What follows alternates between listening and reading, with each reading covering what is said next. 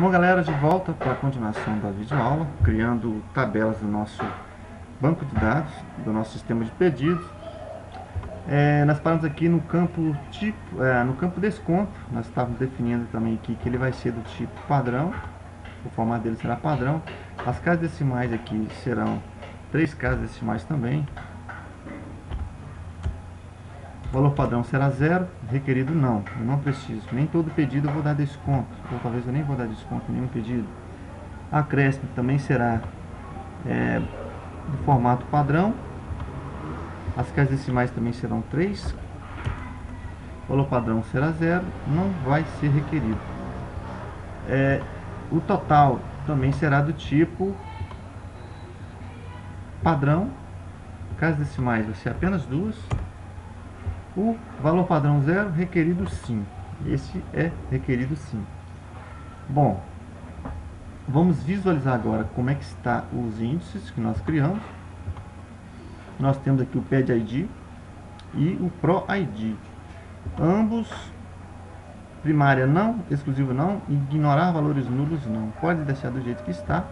Vamos criar agora a nossa chave primária, que vai ser o ITP-ID.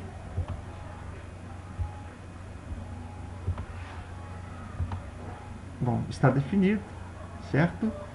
Nós vamos então salvar nossa tabela. Vai chamar ITP. Bom, já estou com ela salva aqui. Itens pedidos. Ok. Fechei a minha janela. Então nós já temos aqui, só vou conferir aqui, a tabela cliente, a tabela empresa, a tabela funcionário, a tabela itens, a tabela pedido e a tabela produto. Bom, pessoal, de acordo com a nossa estrutura apresentada no início dessa videoaula, são essas as tabelas que nós vamos precisar para fazermos o nosso sistema. Bom, o que nós temos que fazer agora é dar uma rápida conferência na estrutura de cada tabela dessa, para ver se está tudo certo, para logo em seguida nós criarmos o relacionamento entre campos chaves das tabelas, tá? Está certo. Ok, o que importa para mim, na verdade, aqui é a existência de uma chave primária. Correto. Perdão, só analisar a mesma coisa. Tudo texto, ok. Funcionário, ok. Tá, uma outra coisa. Cliente ID. Não criamos o cliente ID. Eu lembrei disso agora. Acrescentem na tabela de vocês, na tabela cliente, criada na aula anterior, o campo cliente ID. Vai ser do tipo número. Vai ser do tipo número, tá? Inteiro longo, automático, casas decimais vai ser 0. Valor padrão, não vai existir valor padrão. Requerido sim. Indexado sim. Duplicação autorizada sim. Dessa forma, ok. Bom, feito isso, nós podemos já salvar a nossa tabela. Por isso foi bom nós darmos uma olhada. O funcionário, eu já vi que existe o FunMPID criado.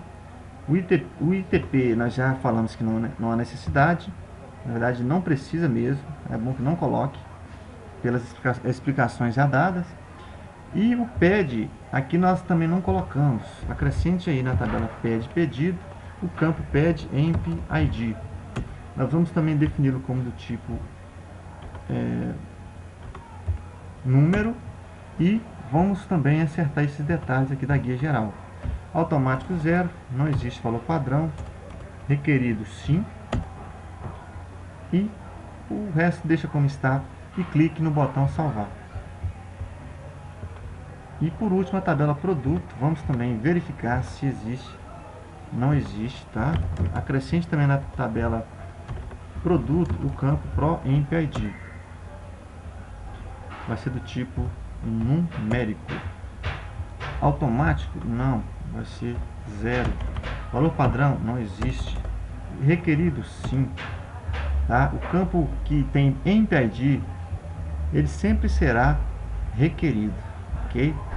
Como eu expliquei em videoaulas anteriores, em cada tabela dessa terá um campo MPID. Apenas as tabelas filhas dessas outras tabelas que não há necessidade. Por quê? O ITP, por exemplo, através da ITP eu consigo ligar em qual PED que aquele ITP, aquele registro da ITP ele pertence. Obtendo esse registro da tabela pedido, eu obtenho ali naquele registro da tabela pedido a empresa, o código da empresa. Então eu faço uma ponte para chegar até a empresa, como se eu fizesse uma ponte pela tabela pedido. Ligar essa tabela pedido para depois ligar na tabela empresa. Então não tem necessidade de criar uma chave estrangeira na tabela item de pedido relacionada à tabela clientes, à tabela empresa, perdão. Bom, gente, está pronto a estrutura da nossa tabela, tá? Agora, uma coisa interessante que nós vamos ver, antes disso, vou fazer, porque não vai dar muito tempo, isso deve esgotar uma videoaula inteira, eu vou fazer aqui testes de inclusão, para vocês verem como é que funciona na prática. Quando você manda incluir um registro, como é que se comporta aqui no Axis.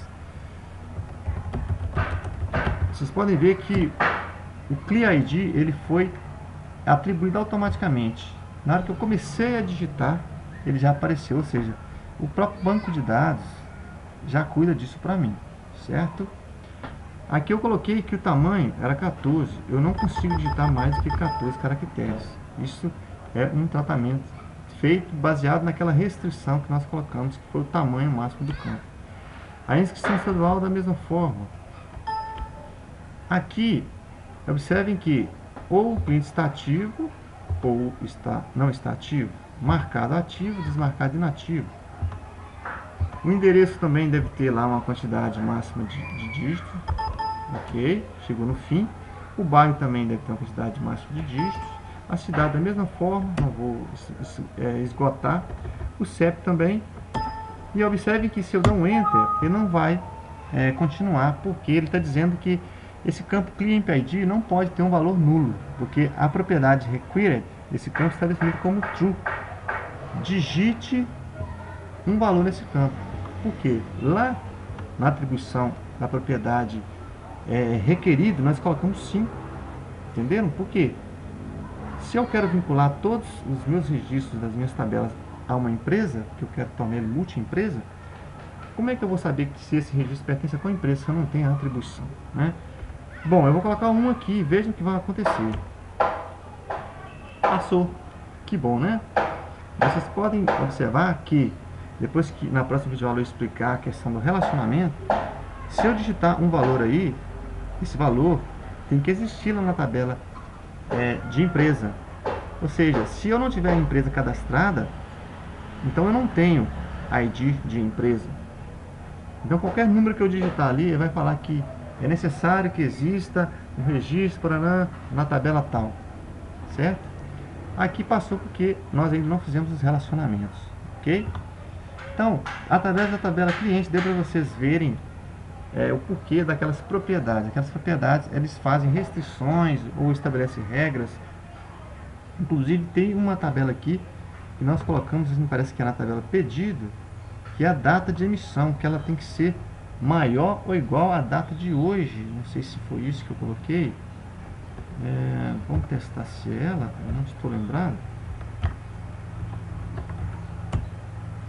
Não foi nessa tabela. Não foi nessa tabela.